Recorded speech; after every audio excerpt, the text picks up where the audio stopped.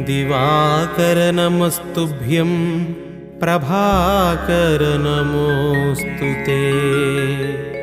सप्ताश्वरथमारूढं प्रचण्डं कश्यपात्मजं श्वेतपद्मधरं देवं तं सूर्यं प्रणमाम्यहम्।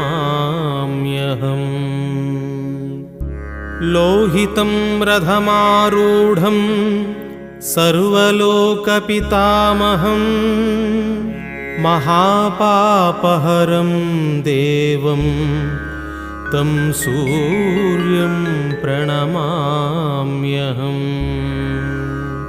त्रैगुण्यं च महासूरं ब्रह्मविष्णुमहेश्वरं महापापहरं